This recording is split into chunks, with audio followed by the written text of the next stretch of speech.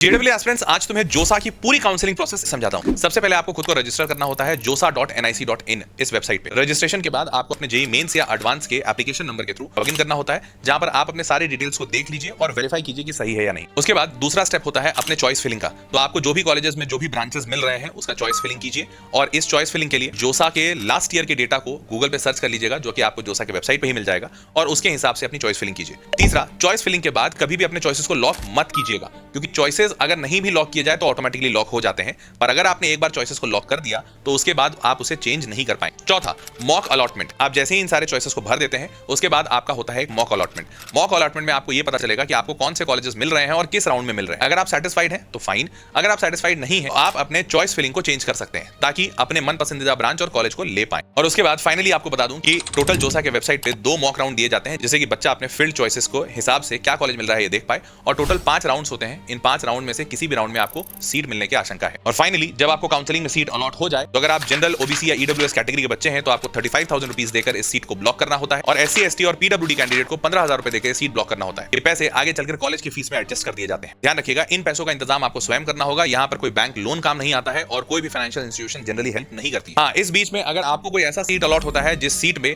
आप बहुत ज्यादा खुश नहीं है, लेकिन आप वो सीट छोड़ना भी नहीं चाहते हैं, तो 3 ऑप्शंस दिए जाते हैं बच्चों को: फ्रीज, स्लाइड और फ्लोट। फ्रीज का मतलब होता है कि आप अपने चॉइसेस को लॉक करना चाहते हैं और आप उसी चॉइस के साथ जाना चाहते हैं। स्लाइड का मतलब होता है कि आप उसी सेम कॉलेज में रहना चाहते हैं, लेकिन उस सेम कॉलेज में अगर बेटर ब्रांच मिलेगा तो आप उसमें जाना चाहेंगे। और फ्लोट का मतलब होता है कि आप कोई भी बेटर कॉलेज या बेटर ब्रांच मिले जो आपने भरा है तो आप उसमें जाना चाहेंगे। इन 3 ऑप्शंस का इस्तेमाल करके आप और बेटर सीट भी ले सकते हैं। एक बार जब आपका सीट फाइनल हो जाता है उसके बाद आता है डॉक्यूमेंट वेरिफिकेशन का प्रोसेस, जिसमें आपको अपने सारे डॉक्यूमेंट्स स्कैन करके अपलोड करने होते हैं ऑनलाइन, और इस वेरिफिकेशन के बाद आप अपने फ्लोट, स्लाइड या फ्रीज ऑप्शन को भी एक्सरसाइज कर पाएंगे। फाइनली जोसा के काउंसलिंग खत्म हो जाने के बाद एक सीसैप राउंड की काउंसलिंग भी होती है, जिसमें बच्चा वापस से रजिस्टर करके और फिर से एक बार काउंसलिंग में बैठ सकता है उन सीटों के लिए जो सीटें बच गई हैं और वो आईआईटीज की नहीं हो। एनआईटी, ट्रिपल आईटी या जीएफटीआई की सीटें सीसैप से ली जा सकती हैं, और यहाँ पर कई बार बहुत पीछे के रैंक पे बहुत अच्छे कॉलेजेस मिल जाते हैं। तो अगर आप जोसा और सीसैप की काउंसलिंग पे एक डिटेल वीडियो चाहते हैं तो कमेंट बॉक्स में डिटेल जरूर लिखिएगा, और ऐसे ही इंफॉर्मेशनल वीडियोस के लिए चैनल सब्सक्राइब